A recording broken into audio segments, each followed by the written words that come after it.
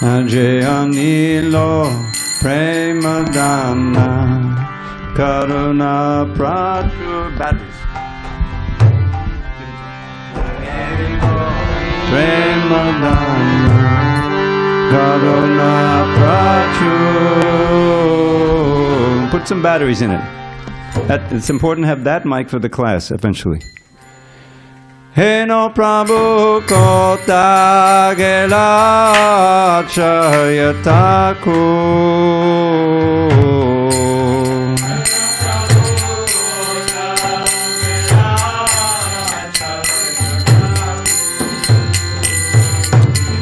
Kaha Mora Swarup Rupa Kaha Sanatan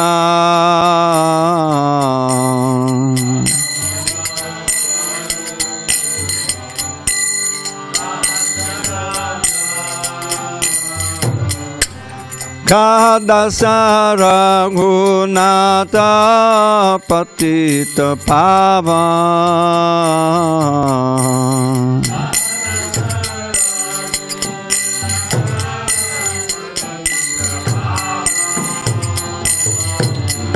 Kahamora Bhatta Juga Kaha Kaviraj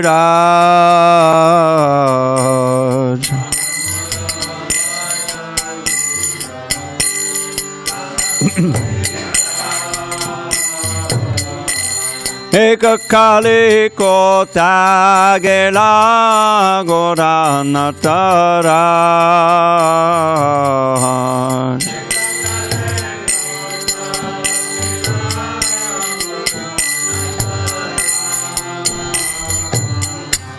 Pashane Kuti Bo Mata Annale Pashibo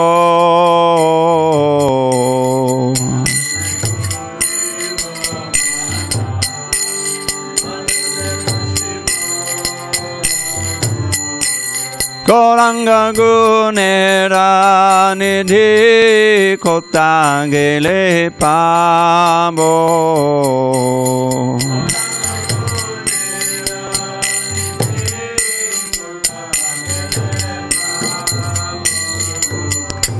Se Sabba Sangira Sange Jai Koilo Vilas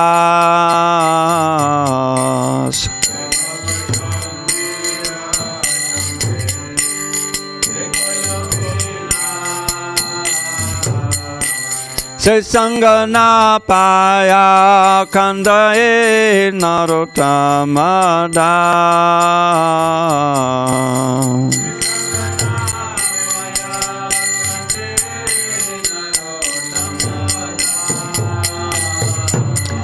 Jehanilo Premadana Karuna Prachur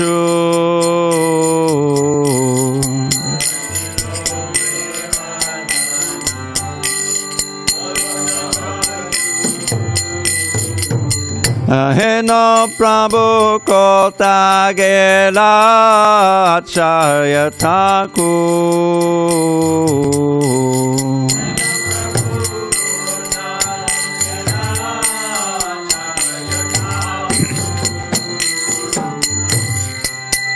Jaya Vaishnav Thakur, Vaishnav Thakur, Vaishnav Thakur, Jaya Vaishnav Thakur.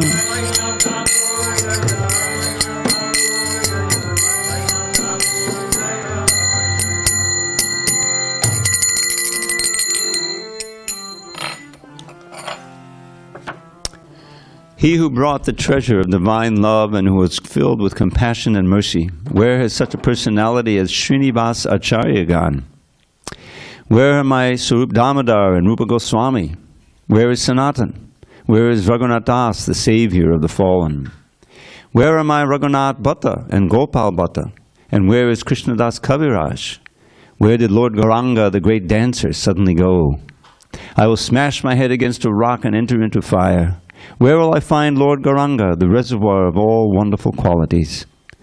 Being unable to obtain the association of Lord Gauranga, accompanied by all of these devotees in whose association he performed his pastimes, Narottam Das simply weeps. All right, we got the other mic. Thank you. Should really have the regular system changing these batteries.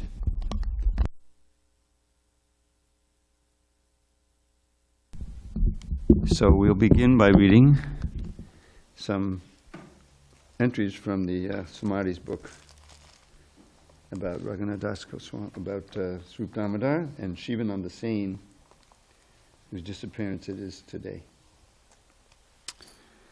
So give me a second again. I'm sorry? Which book? Mahanidhi Samadhi's book. Yeah.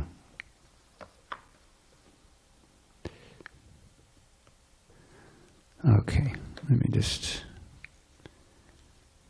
Somehow, most of the locals, I think they went out on book distribution. Special day today, Juneteenth. They went to LA to pick up books. Oh, pick up books, okay. All right.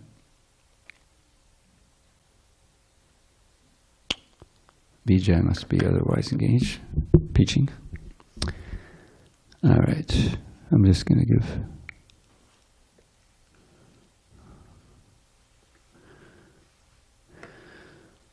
So on this 19th day of June 2023 in San Diego, we're reading from the Samadhi's book about Sri Swarup Damodar Goswami, whose disappearance it is today, and we'll also read about Shivananda Sen. Swarup Damodar Goswami, one of the closest associates of Sri Chaitanya Mahaprabhu, Purushottamacharya Swarup Damodar, knew exactly the heart of Sri Krishna Chaitanya. Glorifying him as, quote, the storehouse of all devotional mellows, Lord Chaitanya added the word Damodar to his name. Swarup Damodar revealed to the world the innermost emotions of Sri Chaitanya's mood of Srimati Radharani, feeling separation from Krishna. Sensing Lord Gauranga's moods, Swarup Damodar would perform kirtan to enhance the Lord's internal sentiments. To soothe Lord Chaitanya's love pangs in Viraha Bhava, that is, love and separation, he would sing songs from the Gita Govinda, the Krishna Karnamrita, and the love poems of Chandidas and Vidyapati. Throughout the day and night, Swarup Damodar and Ramananda Roy stayed near Sri Chaitanya and Mahaprabhu in order to nourish his pastimes. Quote, he is one of the 3½ most intimate devotees of Lord Chaitanya. Ramananda Roy, Shikha Mahiti, and Madhavi Devi. And Swarup Damodar. Just as, close quote, just as Lalita and Vishaka are Radharani's dearest gopis, Swarup Damodar, Vishaka Sakhi, and Ramananda Roy, Lalita Sakhi, are Sri Chaitanya Mahaprabhu's most confidential associates. Swarup Damodar was, quote, the guardian of the Gaudiya devotees. So whenever a devotee misbehaved, Lord Gaurasundar would say, Swarup, your Gaudiya did such and such. Swarup Damodar would personally check for grammatical or philosophical flaws in any newly written verse, song, or book before giving it to Lord Chaitanya for approval. Krishna's Kaviraj used Swarup Damodar's Karcha, I thought it was Kadacha, memories of Sri Chaitanya's life to compile the Chaitanya Charitamrita. Swarup Damodar Goswami also wrote Sangeet Damodar, a book of music. His samadhi is in the 64 samadhis area. And now, Shivananda Sen.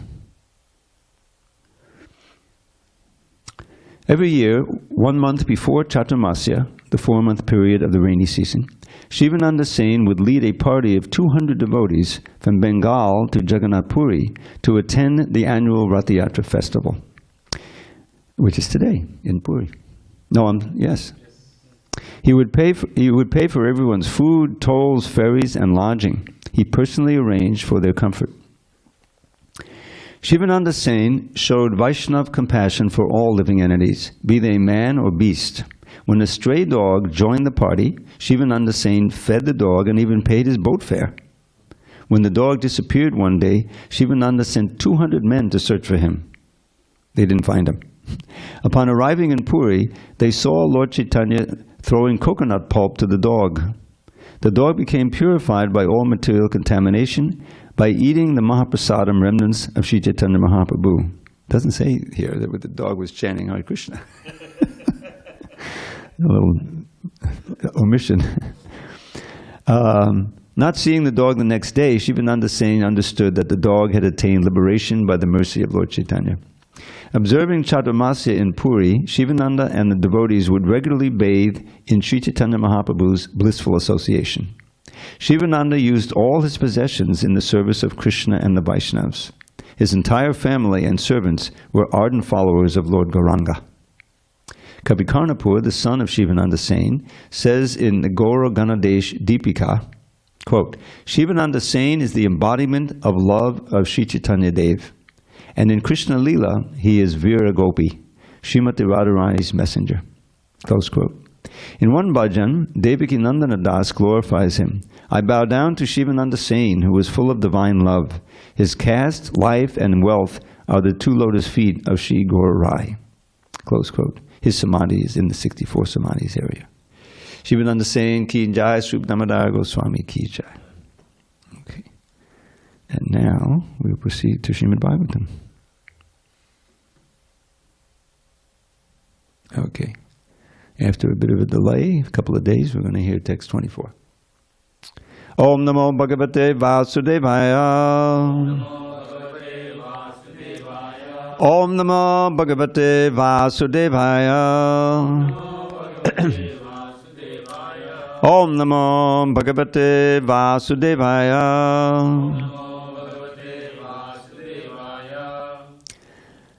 So we're reading Srimad Bhagavatam 6th canto, 15th chapter, text number 24. Drishyamana vinartena nadrishyante manobhavaha karmabir dhyayato nana karmani manaso bhavan drishyamana vinartena nadrishyante manobhavaha karmabir dhyayato nana karmani manaso bhavan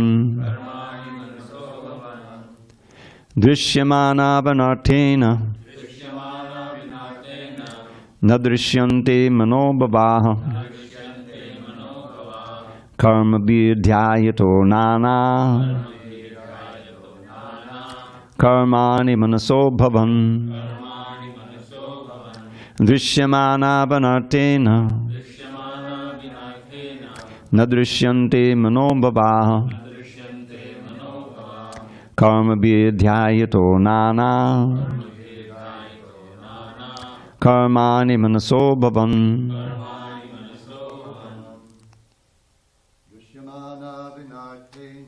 drishyamana vinartena nadrishyante manobhavaha karmabir dhyayato nana karmani manaso bhavan drishyamana vinartena nadrishyante manobhavaha karmabir dhyayato nana karmani manaso bhavan drishyamana vinartena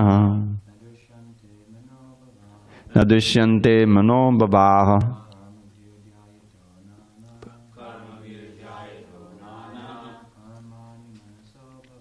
karmani manaso bhavan drishyamana vinartena adrishyante manobhavaha karmabhir dhyayato nana karmani manaso bhavan drishyamana vinartena nadrishyante manobhavaha karmabhir dhyayato nana karmani manaso bhavan drishyamana vinartena nadrishyante manobhavaha karmabhir dhyayato nana Karmani manaso bhavan. Drishyamana vinartena na drishyante mano bhavaha. na drishyante mano bhavaha. Karma bir yayato nana. Karma vidhyayato nana. Karmani manaso bhavan. Karmani manaso bhavan. Okay. Drishyamana, being perceived. Vina, without. Artena, substance or reality. Na, not. Drishyante, are seen. Manobhavaha, creations of mental concoction. Karmabhihi, by fruitive activities. Dhyayataha, meditating upon. Nana, various.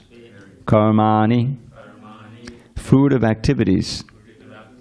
Manasaha, from the mind. Abhavan, appear. Translation. And this is still Angira and Narada speaking, I get it together. These visible objects like wife, children, and property are like dreams and mental concoctions. Actually, what we see has no permanent existence. It is sometimes seen and sometimes not. Only because of our past actions do we create such mental concoctions, and because of these concoctions, we perform further activities. Purport. Everything material is a mental concoction because it is sometimes visible and sometimes not. At night, when we dream of tigers and snakes, they are not actually present, but we are afraid because we are affected by what we envision in our dreams. Everything material is like a dream because it actually has no permanent existence. Srila Vishwanath Chakrabarti Thakur writes as follows in his commentary. Artena vyagra sarpadina vinayava drishyamanaha swapnadi bhange satina drishyante tadevam daradayo vastava vastu bhutaha swapnadayo vastu bhutascha sarve manovasana janyatvan manobhavaha. At night one dreams of tigers and snakes, and while dreaming he actually sees them. But as soon as the dream is broken, they no longer exist. Similarly, the material world is a creation of our mental concoctions. We have come to this material world to enjoy material resources, and by mental concoction we discover many, many objects of enjoyment because our minds are absorbed in material things. This is why we receive various bodies. According to our mental concoctions, we work in various ways, desiring various achievements, and by nature and the order of the Supreme Personality of Godhead, karmana daivanetena, we get the advantages we desire. Thus we become more and more involved with material concoctions. This is the reason for our suffering in the material world. By one kind of activity we create another, and they are all products of our mental concoctions. Om Jnana Timirandasya Jnanandana Shalakaya Chakshu Unmidatam Mena Tasmai Shri Gurave Namaha. I was born in the darkest of ignorance, but my spiritual master Srila Prabhupada opened my eyes with the torchlight of knowledge. I offer my humble obeisance unto him and all members of Sri Parampara. Now, if you will permit me, I'm going to read the first paragraph of a purport to this second canto, first chapter, text 4. And Prabhupada deals with the same thing. The verse is also about that. This is the first beginning instructions of Shukadeva Goswami to Maharaj Parikshit in the first canto, in the second canto.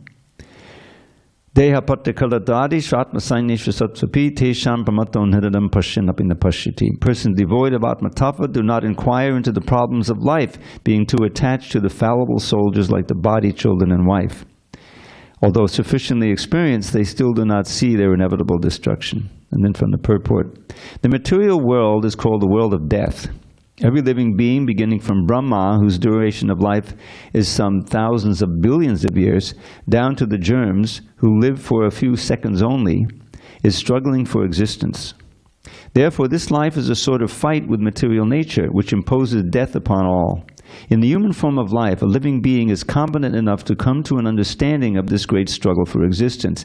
But being too attached to family members, society, country, etc., he wants to win over the invincible material nature by the aid of bodily strength, children, wife, relatives, etc. Although he is sufficiently experienced in the matter by dint of past experience and previous examples of his deceased predecessors, he doesn't see that the so-called fighting soldiers like the children, relatives, society members, and countrymen are all fallible in the great struggle. One should examine the fact that his father or his father's father has already died, and that he himself is therefore also sure to die, and similarly his children, who are the would-be fathers of their children, will also die in due course. I'm going to skip that. Yeah. Okay. Yeah, this is the one. Okay. The history of human society definitely proves it, yet the foolish people still suggest that in the future they will be able to live perpetually with the help of material science. This poor fund of knowledge exhibited by human society is certainly misleading, and it is all due to ignoring the constitution of the living soul. This material world exists only as a dream due to our attachment to it. Otherwise, the living soul is always different from the material nature. The great ocean of material nature is tossing with the waves of time, and the so-called living conditions are something like foaming bubbles which appear before us as bodily self, wife, children, society, countrymen, etc. Due to a lack of knowledge of self, we become victimized by the force of ignorance and thus spoil the valuable energy of human life in a vain search after permanent living conditions which are impossible in this material world. Om Jnana Timirandasya Jnananjana Salakaya Chakshurun Midatamena Tasmai Shri Gurave Namaha. I was born in the darkest of ignorance, but my spiritual master Srila Prabhupada opened my eyes with the torchlight of knowledge. I offer my humble obeisance unto him and all members of Sri Parampara. So this is kind of the foundation of our faith in the practice of Krishna consciousness, because in the material consciousness, we are living in a completely kind of a dreamlike world. We're believing in things, we're striving for things that ultimately don't exist. The beginning of which is this material body. You grow up in the material body, and it's an incredible machine in which the soul can interact with the material energy, right? And due to our conditioned nature and the fact that we're learning what it's all about from other conditioned souls, and so the myth of the reality and eternality of the material world is propagated to us. All of our understanding of what life is about, what's important, what's pleasurable, what's painful, what to strive for, is all part of this concoction that really ultimately doesn't exist. Now there's a verse in the Bhagavad Gita, 2nd chapter. Some of you may know, is Nasato Vidyate Bhavo Nabhavo Vidyate Sataha Ubayor Vidishyantas Tvanayos Tattvadarshibhihi. So for the asat, na asato Vidyate Bhavo, there's ultimately no existence, bhava. And for the sat, there's no, it's eternal, there's no non-existence. And that's basically in that verse, and in the purport Prabhupada is talking about the soul and the body. The soul is sat. The soul is eternal reality, as eternal as Krishna is. Ajo Nityak Shashvato Yam Purano, and probably the most prominent verse in that section of the Gita, in chapter 20. Najayate mete vakadacha nayam budvan bhavitananda bhuya. For the soul, there's neither birth nor death at any time. He hasn't come into being, doesn't come into being, will not come into being. And is unborn, eternal, ever-existing, and primeval. The soul is not slain when the body is slain. So this verse, and it certainly pounds home the idea, is that the body is temporary. It's just a temporary vehicle that we're occupying, and is constantly changing, and therefore it is asat. And yet we impose, or superimpose, ideas of eternality and permanence on that, even though we know, as Prabhupada says in that purport in the second chapter, we have sufficient experience. Now, one note about Prabhupada's English, the word sufficient also often means in Prabhupada's vocabulary abundant. And you'll find that meaning in the Oxford English Dictionary, because Prabhupada learned English in the beginning of the 20th century in Scottish Churches College and other schools, so he's learning English. So we can take it to be abundant. It's certainly sufficient, but it's more than sufficient. And Prabhupada, we know, I remember the first time I became aware of someone who I knew who died. It was my grandmother. And it just was such a shock. We would go visit her every week or every couple of weeks. And she had a real mathematical mind. And my elder brother, she would give little math puzzles too, and I'd be listening as a little boy, and all this. And it was, and then she was a personality. And suddenly, we heard, she had stomach cancer and she passed away. And it was just like, what is this? You mean about learning about the reality of death, But it doesn't really sink in. It didn't sink in then to me that I'm going to die one day also. And my father's going to die, and my mother's going to die. It just you kind of push it out, especially as a child, But that's the nature of the material world. It's temporary. Everything in it is temporary. It's just like a dream. Now, what's interesting is that in this verse, it's called existent and non-existent. The asad is said to be non-existent. But we have this, wait, that's Mayavad, right? It exists, but it's temporary. So how do we resolve that? Well, you've said, I had this dream last night, and I was, in a different place, and I had this adventure, and this danger happened, whatever. You can describe it, it was very vivid. But you know that ultimately, it wasn't real. But the dream, the fact that you're having a dream is real. Something's going on in your brain, right? And it's giving you the impression that you're having this experience. So in that sense, you're having a real experience. The dream is real. But everything in the dream, it's not real as what's there in the waking state. And Prabhupada talks about in one lecture about the night dream and the daydream.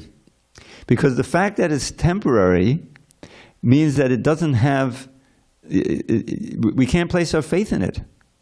And we shouldn't allow it to determine what we consider is important and unimportant.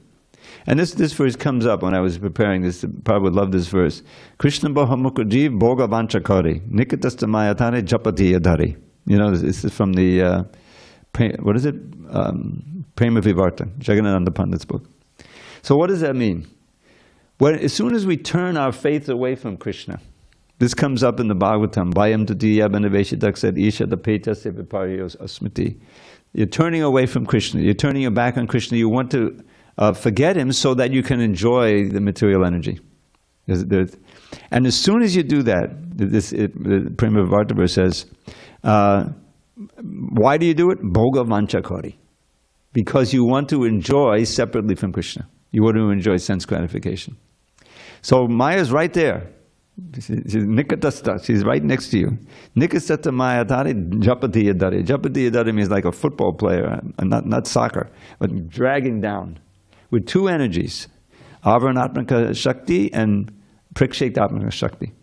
The Avaranatmaka is the covering. That what comes first. Covers your knowledge. In other words, we accept Prabhupada's version of what happened, right? That we were there.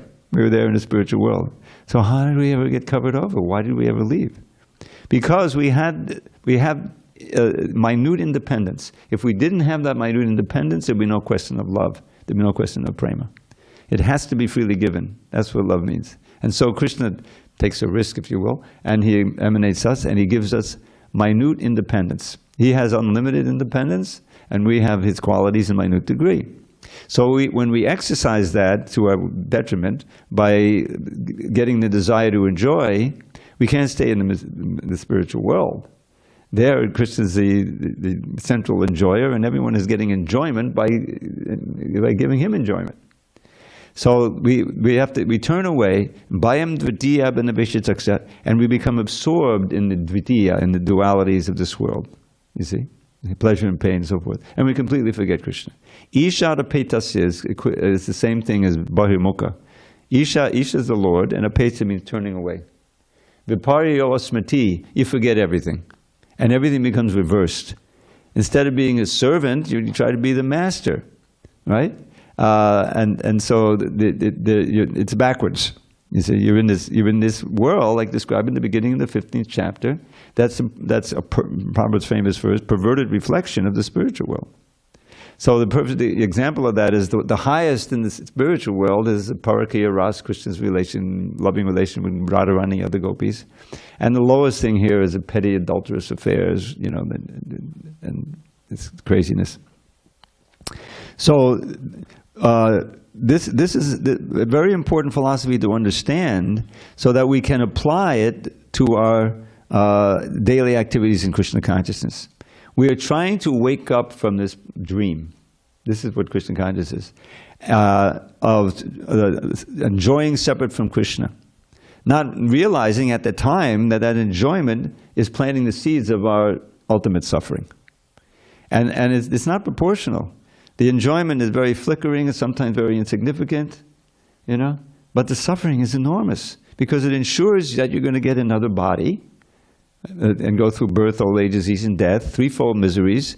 And without this superior knowledge, you'll probably perform grievous sinful activities in this world. I always like to point out, what's the problem? I just went shopping. I went down to Ralph's, and I got the week's provisions. I got the avocados, I got the lettuce, I got the celery, but I also got the hamburger, and I also got the. And then people have no idea that they're paving a way for millions of years of suffering. And what's interesting is that when you read about these hellish planets, which we did fairly recently, right? You understand that you're in your mental body there. In other words, they throw you off a cliff, and it feels like your body is being destroyed, like you fall off a cliff. But you're not killed because it's a mental body. And they drag you up at the top again, throw you down. For what, a million years? I don't know. It's crazy. But that's the reality. It's all a dream, but it's a nightmare that you can't wake up from. Let's put it that way. It's real enough when you experience it. So that's what you're ensuring by cultivating sense gratification. Right? That's what the favorite verse, Yehi sangsparja bhoga dukkha yonaya evate. Those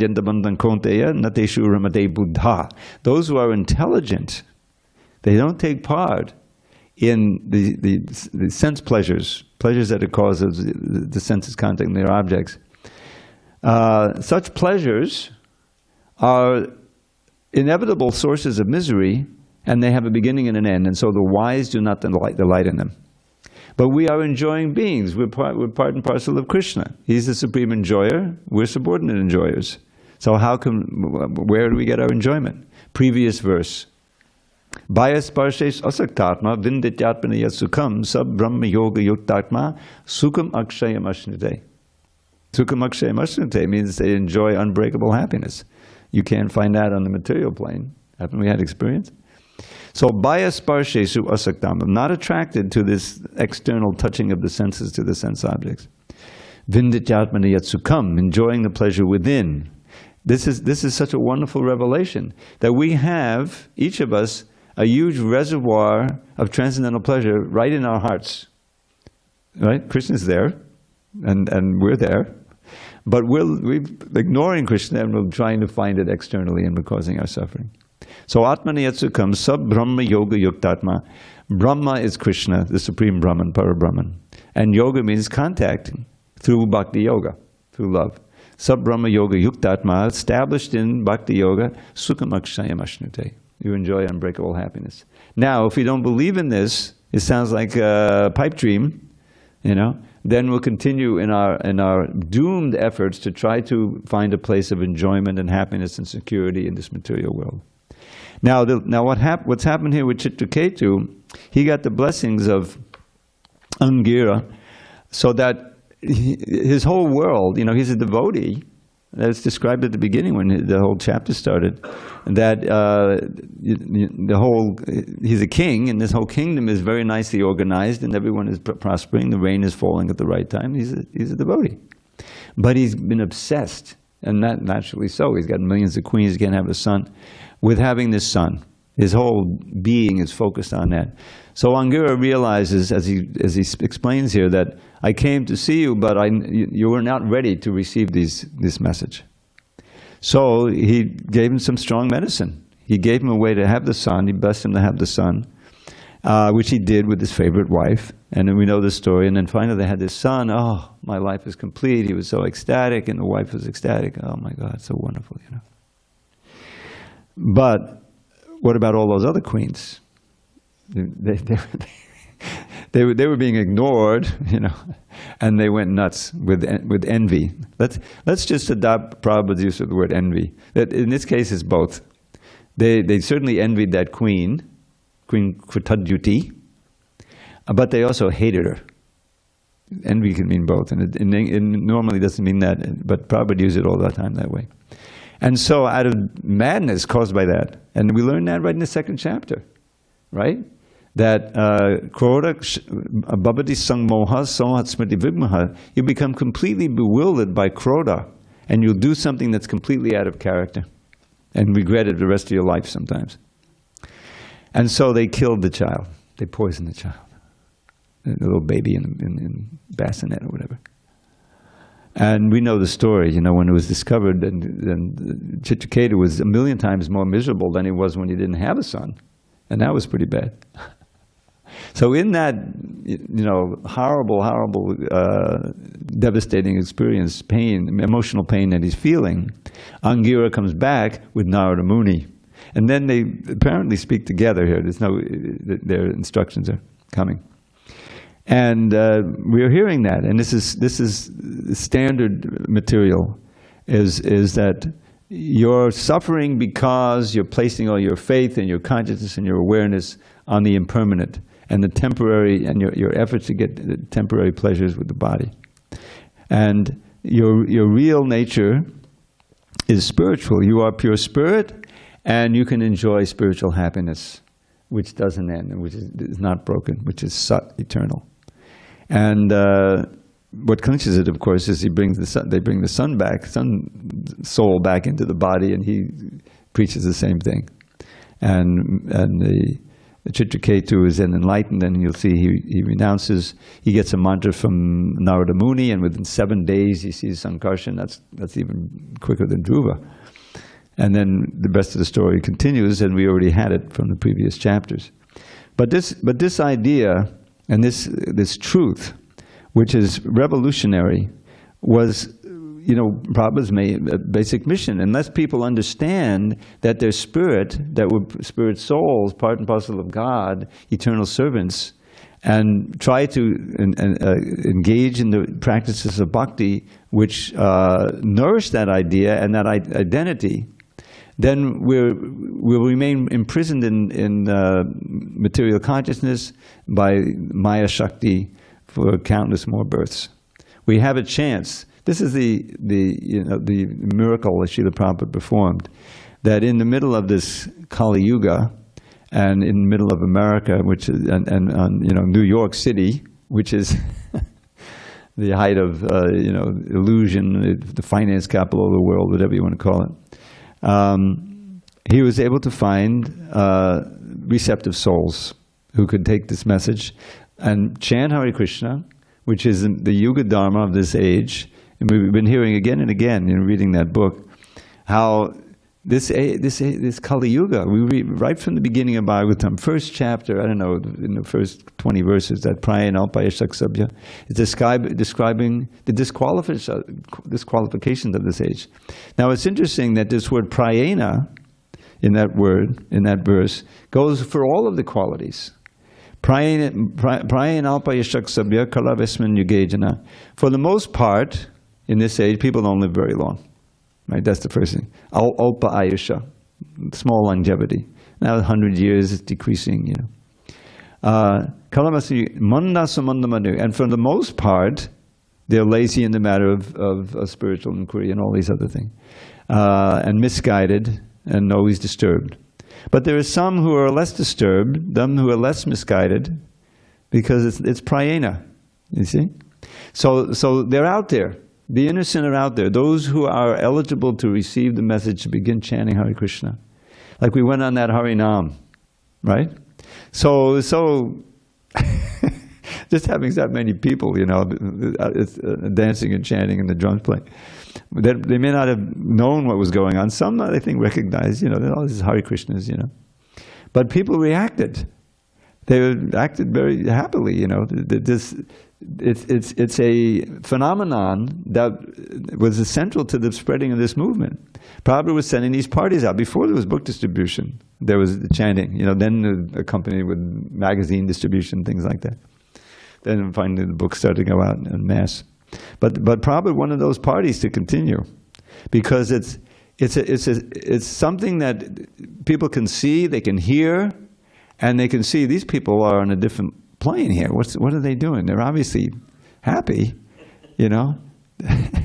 Maybe I should take that mantra card, that invitation, or maybe that book.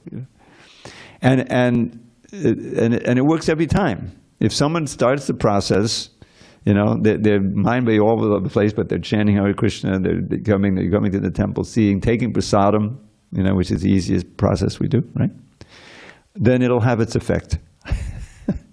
And by feeling a little bit of that, real pleasure, it can change everyone's life. Because he can say, yeah, everything I'm trying to do. And the fact is that if you're having some trouble in your life, that's good. Not that it's devastating, but it's good because you're really looking for something else radically different. And you'll find it in the Hare Krishna movement. So this basic point of philosophy is that we need to become equipoised, in the second chapter, so much of that, amongst the dualities of this material world.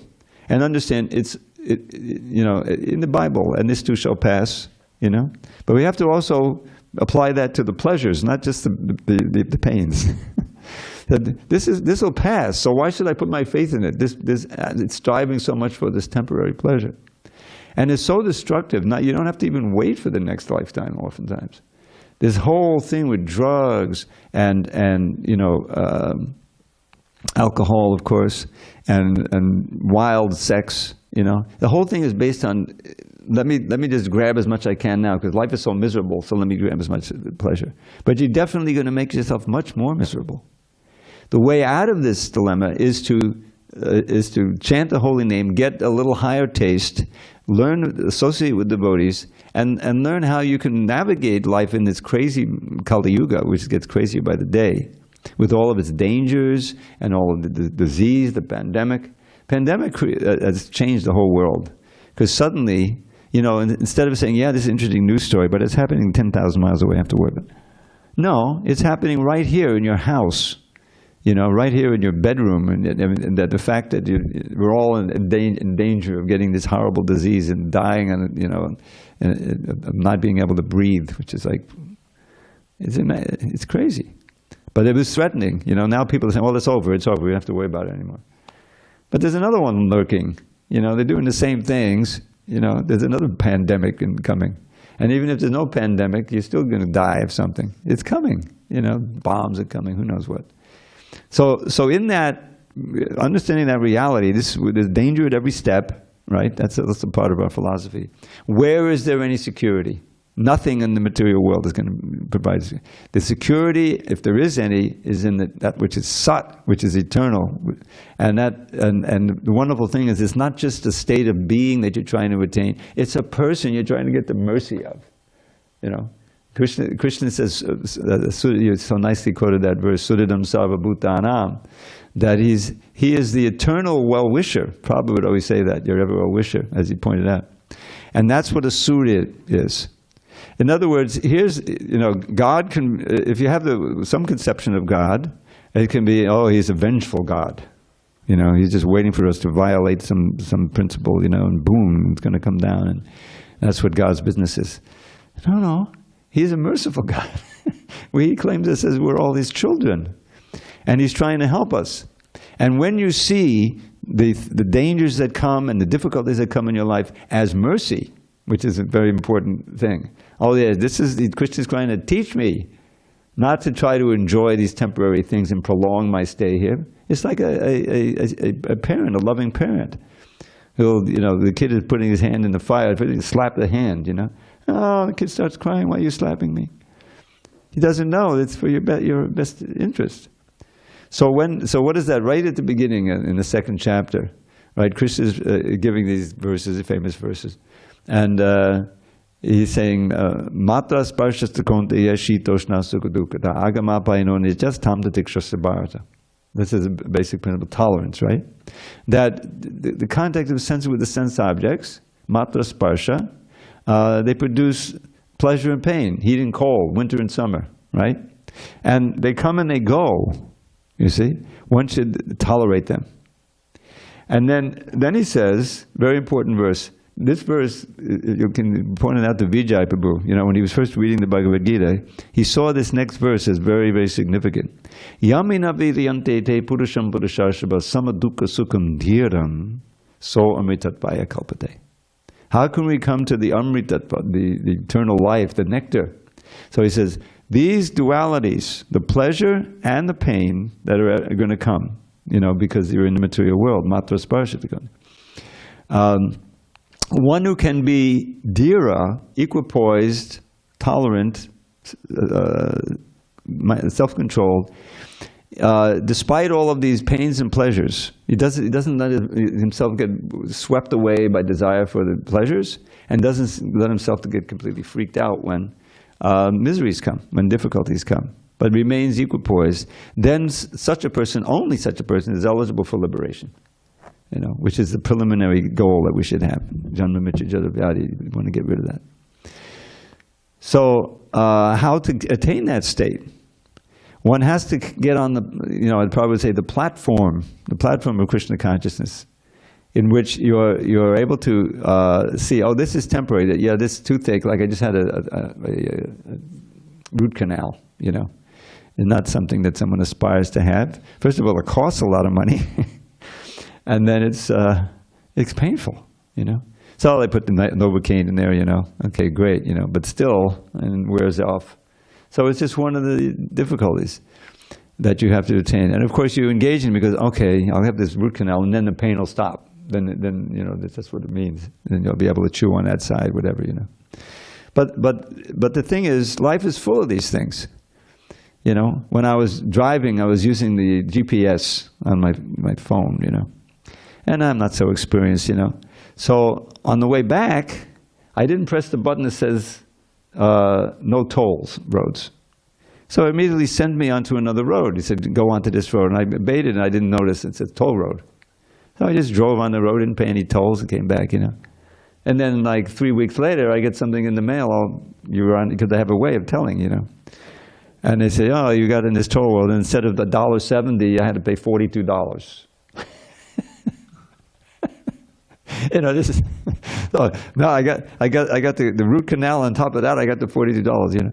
So so I said, okay, it is a material world. So I said, no more GPS. Because then it was sending me around in circles. Did you ever have that experience where it started sending you make a right turn and finally I took the phone I thought I turned it off, threw it into the glove compartment. Because I got onto I-5. It says, I'm home already as soon as I got on I-5. But it's still telling me, no, get off, go right, left. I said, get out of here, put it in. And the phone couldn't turn off. She was still talking in the So this is one of the miseries of the material world. So it's just the way the material world is. These things come. And suddenly you're in the middle of you're in Ukraine and you're in the middle of this war and it's a horror scene, But the devotees, I guarantee, they're having some very intense kirtans, no stopping. Hare Krishna, Krishna Krishna, Hare. They taking shelter, And it's even some devotees, they died, even the Russian devotees, they got, but it's different, When you have some knowledge and you have some experience in Krishna consciousness, you really take shelter in these times, and that's what it's meant for. These dualities are meant to make us serious. So if you hear about it, then we should say, yes, I have to stop, pussyfooting around with Maya, because Maya, those pleasures that you get, that's going to bring you back. again, to suffer much more. And so we want to expedite our exit from this material world and take as many people as with us. That's this movement, basically. That's what it means. Because one of the things that happens in Krishna consciousness is that you see the equality of everybody. Everybody, one of the highlights for me in the kirtan was seeing Bhakti Jimmy, this little Chinese boy, young boy that they brought down. He looked across the street, and we were almost at Mission Boulevard, I think. And there was a whole installation over there where people were eating outside, and it was crowded. So he took David Vrati, he said, let's go over there. And David had a big box full of books. He had all the Chant Be Happy's. And so they ran across grand, they were careful that they ran across in order to give people the books. And that's so inspiring. That means that, okay, these people are appreciating, they're looking at us, some of them are clapping, so let's go over there, give them some books, and maybe it'll take.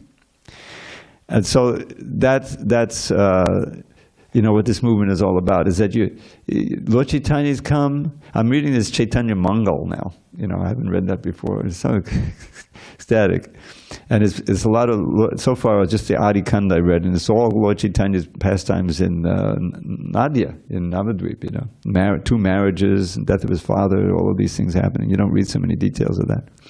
But in the meantime, he's also showing the same ecstatic symptoms that he later shows in Jagannath Puri. With the kirtans and Srivasangan and all these different things. So this is, and that movement is still going on today. When we're chanting and dancing, we're going on the street, we're still trying to give people Krishna consciousness and absorb ourselves in the holy name, and feeling the benefit. And seeing that, us old-timers, if I call you an old-timer, you're even older than me. But, still going at it. It's still joyful. It's not that, I used to, go in kirtans now. No, it's ever fresh. With these shlokas, which are pure spiritual sound vibration as well. I've been chanting them for a long time. I remember back in the 70s when the CC started coming out, and those first Mangala Charan verses, and Harpitachadim Jarat, Kadonayavatir Lakalo, Samapihitamanato, Dvarasam, Bhakti Shyam. This is quoted from Dagda Madhava, Rupa Goswami's one of his plays, And it's a blessing verse.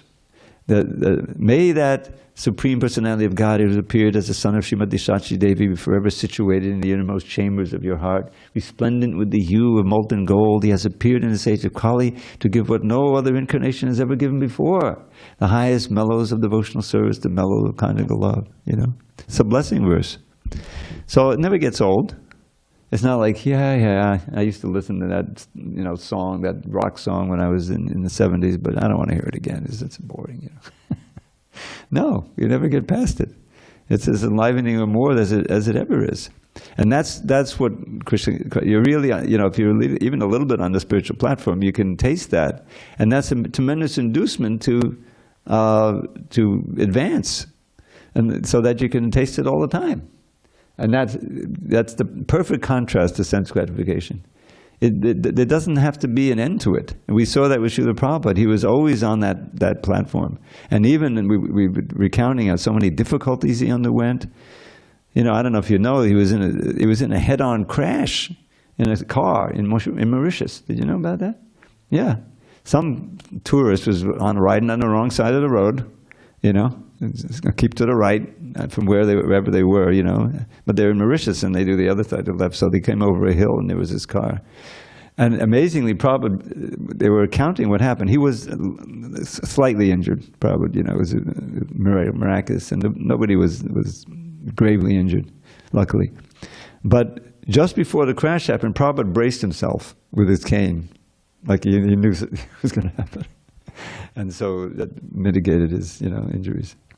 But, he faced that. The Naxalites fly or die. The Black Panthers were going to have a rumble, and they did, and Prabhupada, that was in 1970 Rath Yatra. He didn't know about that because they took him around. He joined the procession in the middle of the parade. He caught up to it. But all these dangers, just coming to America, on that boat. It was incredibly courageous, it did. So why did he do that? For us.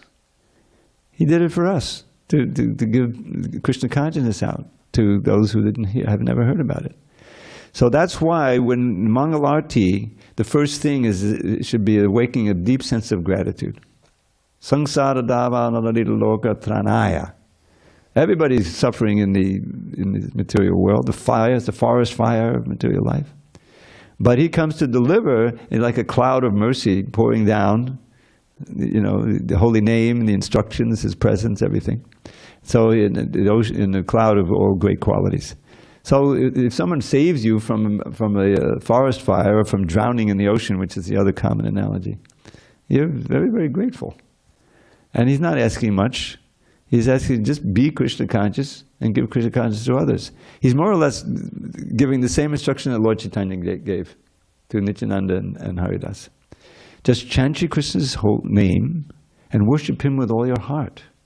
Follow his instructions and to others them impart.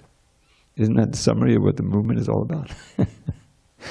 So we should try to do that. And these books are they're so precious, obviously. But we're witnessing the change, the turn in Chitraketu. He was so anxious to get a son, got the son is gone, he's lamenting like anything. But now he's very receptive to the instruction. And he's going to renounce everything. Renounce the material world and get this mantra. And I'm going to have to, I can't resist because I was looking ahead and seeing his, realization. First of all, when we come to this prayer, this is I think after he sees Sankirtan and he's offering prayers. I mean, I figured out a lot of meters. I have a whole document full of hundreds of different Sanskrit meters that was prepared for me.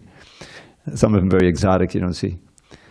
These verses, I cannot figure out the meter. They're not prose, and they're far out verses. But anyway, but at the end, he has a verse that's prose, but has a wonderful, very wonderful beat to it.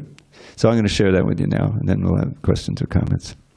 So he says, Om Namo Bhagavate Mahapurushaya Mahanubhavaya Mahabhabhuti Pataye Sakala Safata Padavidanakadakata Kamala Kudmalo Balata Chadanada Bindiyugala Padama Padameshtin Namaste. That's all one word, in these compound words. So he's offering obeisance. Om Namo Bhagavate Mahapurushaya, O great personality of Godhead. Mahapurushaya Mahanubhavaya, you who are filled with all kinds of powers. Mahavabhuti Pataye, and opulences. Sakala Sattvata. Now you're in the spiritual world. This is Sankirtan, his realization. And you're surrounded by all these pure devotees. Your devotees are Sakala Sattvata, Padavida Nikadakadakamada, and with their lotus bud-like hands, and they're massaging your lotus feet. And that's the meditation, and that he's get the realization. So I'll end there. If there's any comments or questions. Oh boy, it's kind of late. I'm sorry, we had a late start. But there's so much important instruction here. It keeps coming up. Don't get enticed by Maya's attractions. Rather understand that you have a legacy of unending, unlimited, eternal, ever-existing and ever-increasing pleasure that you can experience by simply taking your pleasure in the pleasure and giving pleasure to the Lord, which is the essence of our practice. Okay. I guess it's kind of late. I have a question. Go ahead. At the very end of the purport, we see that material concoctions makes us suffer in the material world. Mental concoctions. Yes, mental concoctions. Yes. So based on this, my question is, why does the process of Krishna consciousness give so much importance to the mind? Because the mind is material, the material mind. But we also have a spiritual mind, just like we have a spiritual body. And it's due to the ideas and the attractions and the desires that we cultivate that are located in the mind, that they bring us back again and again. So the mind has to be trained, has to be controlled, just like the senses, right? The mind can be your best friend, it can be your worst enemy. The mind, which is filled with all kinds of desires to enjoy, and in this world, addictions that you create by extreme sense gratification, drugs and so forth, that mind is your worst enemy, because it's forcing you to engage again and again to try to satisfy what cannot be satisfied, your desire for eternal happiness. So these are mental concoctions. It's sometimes called the manorata, the chariot of the mind, right? Just like we used to have what is it, train of thought, right? Is an English idiom. And because one thought leads to another, you know, and before you're long, you're in some imaginary thing. So this is what keeps us coming back. You read the basic philosophy. What is it? Though if you remember me at the time of death, you'll come to me. But young babi smadam bhava jajajante kalevanam tantame vaitikondeya sadatad bhava bhavida sadatad bhava. It's always eternal principle.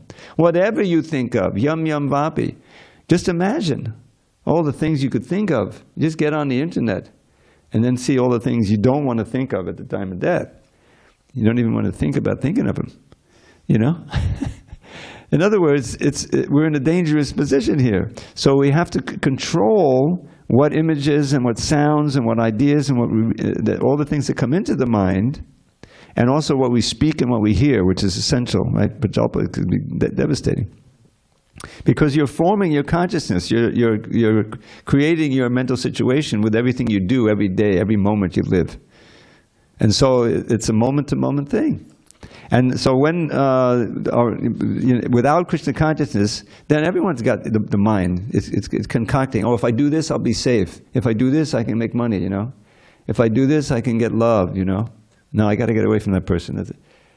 It's one thing after another. It just keeps going on and on, you know. So rather these concoctions that we have, we need to surrender our mind to the Lord and say, okay, I'm going to surrender my mind to this Hare Krishna mantra. I'm not going to fight it and think of a million different things, but I'm just going to think of Hare Krishna, Hare Krishna. And yes, I can also think of Krishna's form while I chant, you know, like that. But that's mental control. And we know by the practice that it's not so easy, because we're so habituated. That's what conditioning is. But the process of chanting and all the other processes that follow from it, the deity worship, get attracted to the beauty of the deities, you know. I have a whole, if anyone wants a whole bunch of beautiful pictures of Radhagiri, write to me. I have whole slideshows. You know, you can put it on your phone or on your iPad or whatever.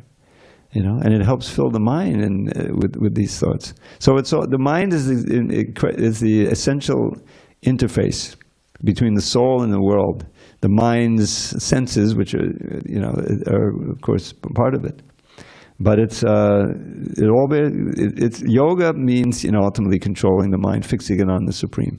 And not just impersonal Supreme, but the personality of Godhead and pastimes and all his associates and all the details that can really entrance us and can attract our mind. That'll have to do, Prabhu. And you did it very well, as to be expected. Thank you very much. Hare Krishna. Okay. Thank you for your attention. All glories to Srila Prabhupada.